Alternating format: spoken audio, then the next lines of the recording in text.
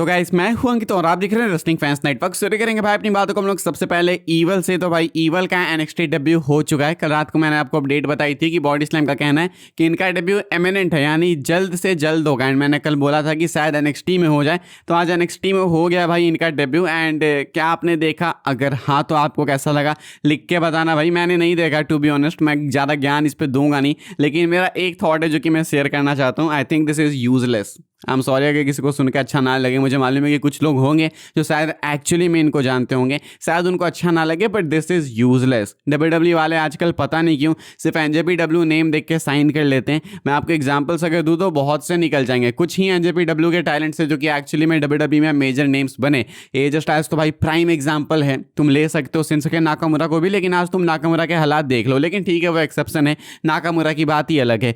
अभी रिसेंट में इन्होंने जेफ कॉब को साइन किया था, जेसी मटियो। कहीं से वो बंदा भाई तुमको टैलेंट वाला लगता है कि उस बंदे में टैलेंट है। आई डोंट नो कि एनजेपीडब्ल्यू में कैसे कोई भी फेमस हो जाता है या फिर क्या। टेक्निकल रेसलिंग भी मुझे उनमें कुछ खास देखने को मिली नहीं। या तो डब्ल्यूडब्ल्यू वाले अलाउ नहीं करते हैं, या तो बस वो फालतू फोकट में ओवर रेट हो गए फेमस हो गए। एनजेपीडब्ल्यू का जो भी सुपरस्टार फिलहाल निकलता है वो सीधा डब्ल्यूडब्ल्यू में साइन हो जाता है। पता नहीं डब्ल्यूडब्ल्यू वाले भाई अपने आप को रियल रेसलिंग या फिर क्या साबित करना चाहते हैं, हार्डकोर रेसलिंग साबित करना चाहते हैं, इसीलिए इनको साइन करते हैं। क्योंकि इवेंचुअली यही होता है कि 1.5 से 2 साल के अंदर ये लोग रिलीज होने लगते हैं। एंड हम लोग को भी मालूम है कि जो एमएफटी है वो मेनली एनजेपीडब्ल्यू के साइड से ही आए हैं लोग। उनका भी फेट यही होने वाला है, कुछ टाइम बाद, 6 महीने साल भर बाद ये लोग भी रिलीज हो जाने वाले हैं।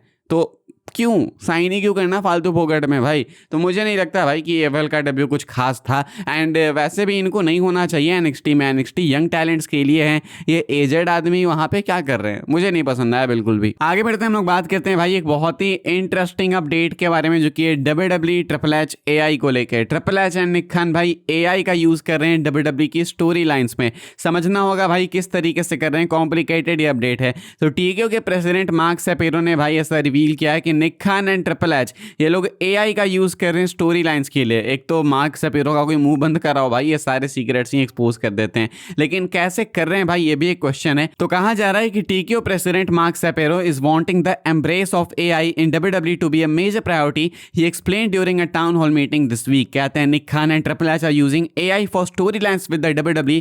What's resonating, what superstars are resonating, in what pockets of the country are they resonating, that help us with obviously our content, our editorial, our creative, our mapping, our touring, and of course maximizing revenue and getting our product out to the fans most in need of it। कहते हैं भाई TKO president Mark सेपेरो कि AI का use ये लोग कर रहे हैं स्टोरीज में, लेकिन इसका मतलब ये नहीं है कि एआई से ये स्टोरी लाइंस लिख रहे हैं। सुन के लगता है कि एआई का यूज किया जा रहा है, मतलब कि ट्रिपल एच जाते होंगे एंड पूछते होंगे कि भाई अब मैं क्या बोलूँ, अब मैं आगे क्या करूँ, मुझे आइडियाज दो कि आगे मुझे इस फ्यूड में क्या करना चाहिए। लेकिन ऐसा कुछ भी इंडिकेट किया नहीं गया। कहा गया है कि एआई का यूज किया जा रहा है मोस्टली चीजों को ट्रैक करने में, कि कौन सा सुपरस्टार क्राउड में ज्यादा ओवर है, कहां पे इनको ज्यादा प्रॉफिट हो रहा है, किस लोकेशन पे जाते हैं तो ज्यादा टिकट्स बिकती है। ये सब ये लोग नॉर्मली देखते हैं एआई से। बेसिकली डाटा एनालाइज करने में एआई का काम लिया जा रहा है। हालांकि ये चीज इंसान भी कर सकता है, तो इसलिए लोग डरे हुए हैं भाई कि जॉब्स जाएंगे लोगों के। एंड डब्ल्यूडब्ल्यू जैसी कंपनी जो कि फायर करते रहती है एम्प्लॉयज को आए दिन, तो वहां पे तो जॉब्स डेफिनेटली जाएंगे। तो इससे फैंस खुश नहीं है। बट द रियलिटी इज़ कि एआई टेक ओवर करेगा। आप कितना भी अवॉइड कर लो, एआई करेगा। एंड आने वाले कुछ सालों में मैं देख सकता हूँ भाई कि एआई के बिना काम भी नहीं होगा। मैं अगर तुमको खुद का एक्सपीरियंस बताऊँ भाई, तो मैं बहुत टाइम से ग्राफिक्स बना रहा हूँ, बहुत टाइम से। एंड आज के टाइम पे मुझे खुद बहुत ज़्यादा कंफर्टेबल फील नहीं होता बिना एआई के बनाते हुए। Like I can do stuff without AI, पहले भी करते थे, लेकिन अब एक बार आपको कंफर्ट जोन में डाल दिया जाए ना, तो फिर आपको मेहनत करने का ज़्यादा मन नहीं करता। अब ये तुम सोचो कि ये तो हमने दोनों टाइम देख रखा है, तब एआई के साथ हमारे ये हालात हैं। मतलब हमने खुद मैनुअली भी चीज़ें बना के रखी है, एआई से भी बनाई है। अब अगली जनरेशन जो आएगी, जिनको मैनुअली बनाने का नीड ही नहीं होगा, वो सीधा एआई से ही बनाएंगे, तो उनको कभी पता ही नहीं होगा कि रियल एफर्ट्स कैसे डालते हैं, क्या चीज़ कैसे करी जाए, तो उनको कभी रियल स्किल सेट मिलेगा ही नहीं। तो ऐसे ही करके ह्यूमन स्किल्स खत्म हो जाएंगे। And this is horrifying and this is about to happen. ये तो होने वाला है। तो this is some real sci-fi set going on भाई। एंड डब्ल्यूडब्ल्यू का भी फ्यूचर यही है कि एआई पे तो रिलाई होना होगा, लेकिन इवेंचुअली यही होगा कि इंसान जो है भाई वो अपनी जॉब्स लूज करेंगे। आगे बढ़ते हैं भाई, हम लोग बात करते हैं अगली अपडेट के बारे में जो कि रेसलमेनिया 44 को लेके। रेसलमेनिया 42 हो गया, 43 हमको मालूम है कि सऊदी से होने वाला है एंड 44 कहाँ से होने वाला है इसकी बात करते हैं निक खान एंड टीज करते हैं एक मैसिव अनाउंसमेंट। कहते हैं Nick Khan town hall meeting में कि wait until you hear the announcement on where we are going to be for WrestleMania in 2028। कहते हैं निक खान की तुम बस वेट करो अनाउंसमेंट का, तुम देखो कि हम लोग कहाँ जाते हैं 2028 में मेनिया लेके। यानी ये उस अंदाज में कहते हैं कि तुम बिलीव भी नहीं कर सकते हम लोग कहाँ। मुझे तो लगता है आ रहे हैं भाई धारावी मुंबई, मुझे तो लगता है रेसलमेनिया मुंबई होने वाला है फाइनली, क्योंकि बोला था इन्होंने भाई कि 26-27 में इंडिया आएंगे लाइव इवेंट को लेके। क्या पता 26-27 में ना आए एंड 28 में बोले ये लो सरप्राइज रेसलमेनिया मुंबई, क्या पता ऐसा हो जाए भाई। जोक्स साइड मुझे लगता है यूके अनाउंस करेंगे ये लोग शायद, मोस्ट लाइकली यूके, नहीं तो फिर वापस से लास वेगास की वे बैक अगेन। लेकिन मुझे लगता है यूके ज़्यादा पॉसिबल है, नहीं तो इंडियनापोलिस और नहीं तो एक नेशविल का भी नेम आया था, बट नेशविल एंड इंडियनापोलिस एक्साइट नहीं करता है फैंस को एंड टैलेंट्स को। यूके ही मुझे लगता है भाई कि ज़्यादा एक्साइट करेगा।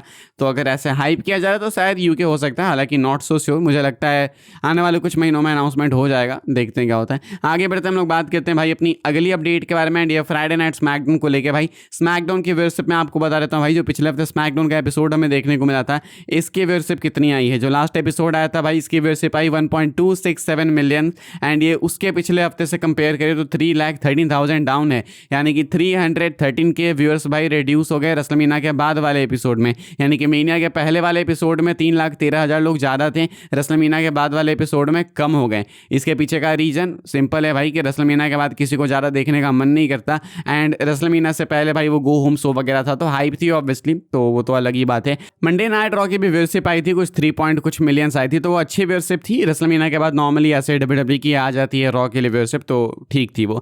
आगे बढ़ते हम लोग बात कर लेते हैं भाई अपनी आखिरी अपडेट के बारे में जो कि रोमन रेंस एंड जेकब फाटू को लेके। रोमन जेकब का मैच कंफर्म हो चुका है वर्ल्ड चैंपियनशिप के लिए, बैकलैश के लिए, एंड ये आपको दोनों मेन इवेंट में कंपीट करते हुए देखने को मिलेंगे। लेकिन इस मैच के साथ इनकी फ्यूड खत्म नहीं होने वाली है। एक्सपेक्टेड है कि एटलीस्ट इनकी फ्यूड कम से कम चलने वाली है क्लैश इन इटली तक। पॉसिबली ये भी इवेंट पॉसिबल है कि शायद रोमन रेंस अपने पहले सैटरडे नाइट्स मेन इवेंट में भी कंपीट करे, बिकॉज क्लैश इन इटली से पहले आपको देखने को मिलेगा सैटरडे नाइट्स मेन इवेंट। तो अगर डब्ल्यूडब्ल्यूई वाले ट्रायलॉजी करना चाहते हैं तो यहाँ पे एक मैच हो जाएगा बैकलैश में, then Saturday Night's Main Event and then हो जाएगा क्लैश इन इटली में। लेकिन ट्रायलॉजी करके कोई फायदा है नहीं, क्योंकि रोमन तो हारने नहीं वाले हैं। तीनों मैच में जेकब फाटू को अगर लॉस मिलेगी तो वो भी सही चीज़ नहीं है। तो ऐसे में मैक्स टू मैक्स मुझे लगता है 2 मैचेस होंगे, लेकिन इसके बाद भी एक्सपेक्टेड है कि फ्यूड इनकी कंटिन्यू होगी बैकलैश के बाद। मे बी शायद इनडायरेक्ट वे में शायद में भी मैच ना हो, लेकिन कहानी खत्म नहीं होने वाली है। फिलहाल यही कुछ अपडेट्स थी भाई इस वाली वीडियो के लिए। आई होप सबको भाई इन्फॉर्मेशन मिली हो तो वीडियो को लाइक कीजिएगा, शेयर कीजिएगा एंड सब्सक्राइब कीजिएगा चैनल को, ताकि आने वाले टाइम के अंदर आपको और भी सही डब्ल्यूडब्ल्यूई के अपडेट्स वगैरह सबसे पहले देखने को जानने को मिलते रहे। फॉलो कर सकते हैं आप लोग मुझे इंस्टाग्राम एंड ट्विटर पर, लिंक आपको मिलेगा डिस्क्रिप्शन में। ज्वाइन कर सकते हैं व्हाट्सएप चैनल को, उसके भी लिंक है डिस्क्रिप्शन में। मिलूंगा मैं आपसे अगले वीडियो में जल्दी ही, तब तक के लिए goodbye, thanks for watching.